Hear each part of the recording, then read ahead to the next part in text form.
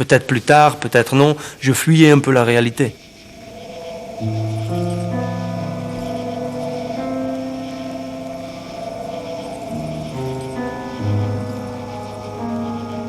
Twee maanden later blijkt het Franse gerecht niet over bezwarende gegevens tegen Van den Broeke te beschikken.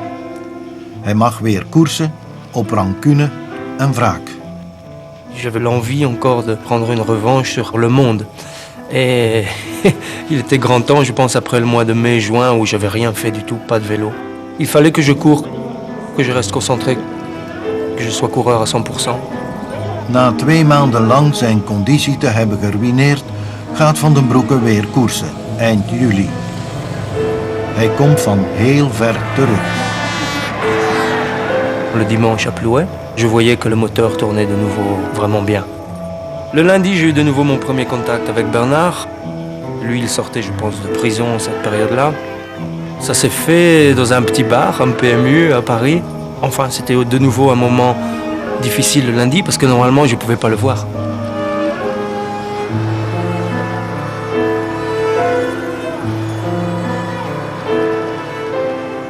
Il vient et il me dit « Je veux être champion du monde. Le parcours est accidenté.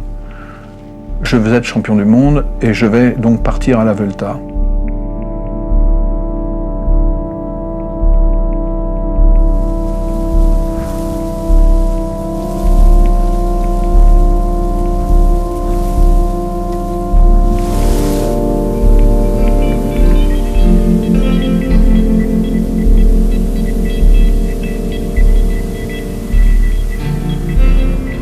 J'ai dû faire pour la première fois de ma vie une valise seule pour partir à la Vuelta. Donc je me souviens, j'ai claqué dans la valise 2 maillots parce que j'avais vraiment, j'étais détruit, j'avais pas le moral. J'ai dit je vais partir à la Vuelta alors pour faire quelques étapes et après je reviens et on va voir. C'était comme ça. Je pense que quand il est arrivé là comme ça, avec son esprit comme ça un peu torturé, c'est sûr que dans sa tête il ne se voyait pas arriver au bout et à Madrid.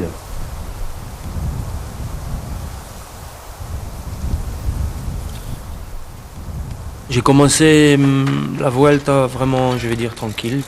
Et je suis arrivé à la première étape de col. Je sais pas, c'était devait être la 5e étape, avec déjà des cols de première catégorie.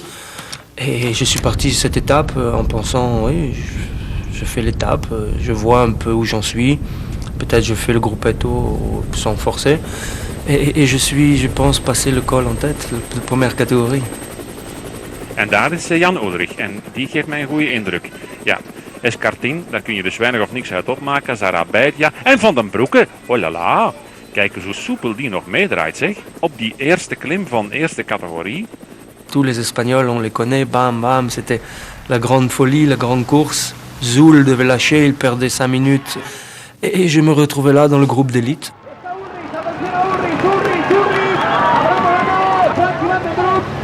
Olano, atención a Casero por la margen derecha, Ulrich, Olano, atención que final. Je fais 3e de l'étape, je pense que c'est Ulrich ou Olano qui gagne.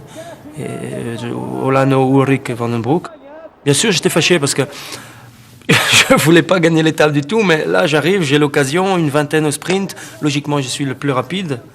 Je suis un peu enfermé et ok, je ne gagne pas. Mais 20 mètres après la ligne, je vois Sarah. Mon visage a tourné vers elle et ok, c'était. J'ai vu un ange à droite de la route, oui. Et c'était cette étape-là pour la première fois que je voyais qui allait être la femme de ma vie.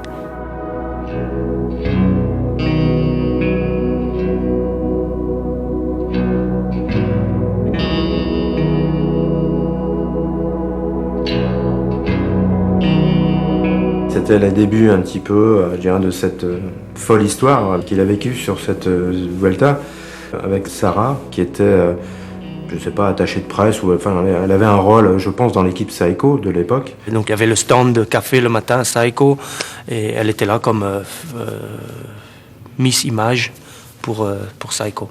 Alors il est arrivé à l'hôtel et puis il me dit j'ai rencontré une fille extraordinaire. Il me dit, une fille extraordinaire. Oui, qui dit puis voilà. Je dis, allez, t'emballe pas encore. Hein. Je dis, des Miss, il y en a plein. Hein.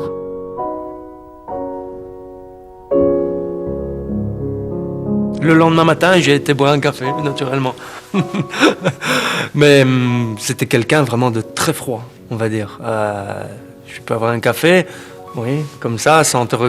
Elle faisait son job vraiment pour faire son job. Era già 2 o 3 giorni che Frank mi diceva ma chi è quella bellissima ragazza nello stand della Saeco che fa i caffè? E io non la conoscevo moltissimo, un po' la conoscevo anche perché ho corso alla Saeco. E niente, l'ho presentati.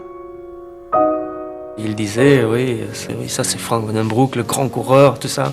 Elle, je pense que c'est la vérité, elle ne connaissait pas du tout, puisqu'elle ne connaissait rien au vélo ni au sport. Moi, ça me semblait un peu bizarre, mais bon. Je dis, méfie-toi quand même. Hein. Et je pense que là, à partir de là, il a voulu, je pense aussi, prouver quelque part à Sarah quelque chose, quoi, en disant, voilà, bon, regarde-moi, regarde comme je marche, etc., etc.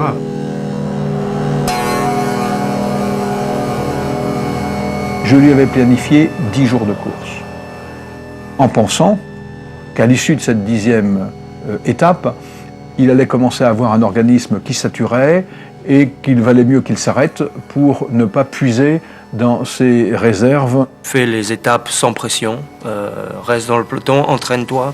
Pendant la Vuelta, c'est le championnat du monde l'important. Ça, c'était vraiment le message de faire la Vuelta, on va dire, tranquille. Le 10e jour, il me dit, j'aimerais, demain, c'est un parcours accidenté, juste faire la 11e étape. Je lui dis, Franck, tu m'as émerveillé au printemps, s'il te plaît, le championnat du monde, c'est dans 3 semaines, tu vas payer la note dans 3 semaines, s'il te plaît, respecte le programme. Il fait juste demain. En kijk hier, ze gaan over de aankomst geblazen worden. Dit zijn snelheden van ruim 90 à 100 per uur. En hier Frank Vandenbroucke. Frank Vandenbroucke blijkbaar weggesneld uit het peloton. Waar is Ullrich? Waar is Olano? En kijk eens naar dat verschil. Et le lendemain soir, il me dit, vraiment, je ne sens pas les pédales. Je suis de mieux en mieux.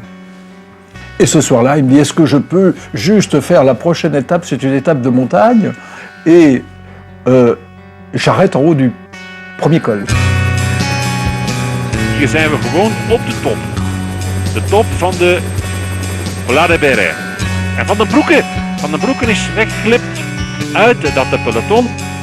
Quand vous êtes heureux, vous avez l'amour à portée de bras, bah forcément, vous êtes beaucoup plus puissant, beaucoup plus fort. Rien ne peut vous empêcher. Bon, ce qui a naturellement, je pense, énormément impressionné sa personne, c'est quand on était à Valence, on a fait un petit repas le soir, et peut-être avec un verre de vin ou 2 en trop, je lui ai dit, demain je gagne pour toi, ok? In realtà poi lui aveva delle volte, come ha detto sulla Redoute, domani stacco Bartoli, a noi squadra. Et j'étais sûr de moi, hein, je l'affirmais vraiment, je dis demain je vais gagner, je te dis que je vais gagner. Ok, le deal était parti.